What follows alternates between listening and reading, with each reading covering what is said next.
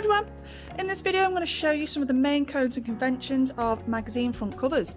The first thing that you need to know about a magazine front cover is that it will have a masthead. A masthead is kind of like the title of the magazine. So we've got the Jackal, Gurgle, Esquire there, and the convention of this is that it is at the top, usually at the top, and usually quite big, or the full width rather, of the magazine. It doesn't always have to do that though, so if we swing over here and show you some of these, the masthead is definitely at the top of these magazines, but it doesn't run the full width of the magazine. You can see that it's just in the top left hand corner, so I suppose you could call that another convention, that if it's not the full width, it'll be in the top left hand corner. The other thing that you'll need to know about magazine front covers and their mastheads is that the text, or the text of the masthead, can be used as part of the design. So in this one, the text is on top of the background image, which is quite a simple thing to do, but on all of these ones the text is sort of interleaved with the background image. So you can see that the picture of that woman there has got the face of the woman on top of the text, but then the background of the picture is behind the text. It's quite a simple thing to do using something like Photopea or Photoshop, and in my other videos I'll show you how to do that.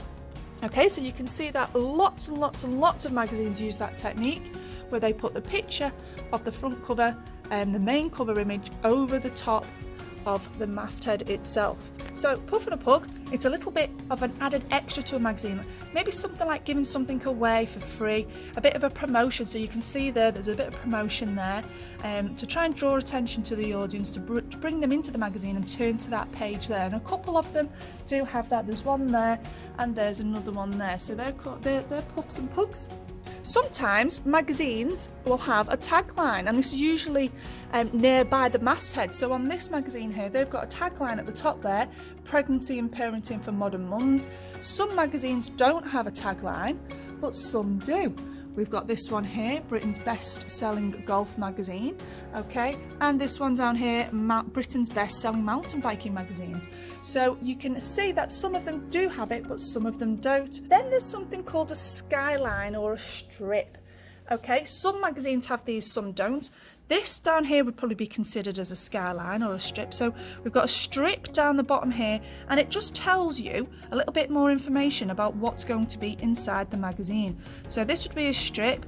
A skyline might be something that goes at the top of the magazine, but it's sort of similar. So it tells you there what's inside, and tells you there what's inside. Okay, so this is a strip, but that would probably be classed more as a skyline because it's at the top of the magazine. Whilst we're here, you can see that there's a barcode. Most magazine front covers have the barcode on the front cover. Some will have it on the back.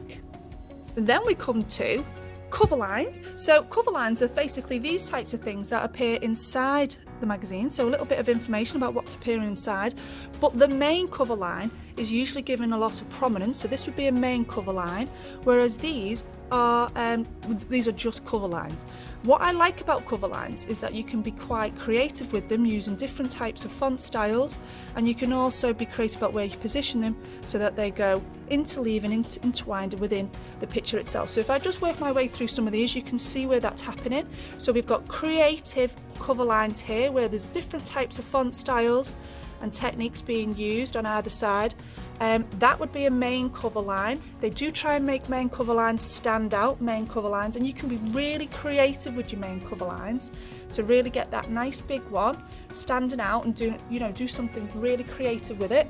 But again, you can be very creative with your cover lines as well. So these ones here, you could have a colour scheme, okay, for the text. Quite often serifs and sans serif fonts are used in combination in cover lines. You can't see that on this particular one, but if you have a little look through all the different magazines, you can see that that's taking place. There's a main cover line there, and then there are cover lines around the edge.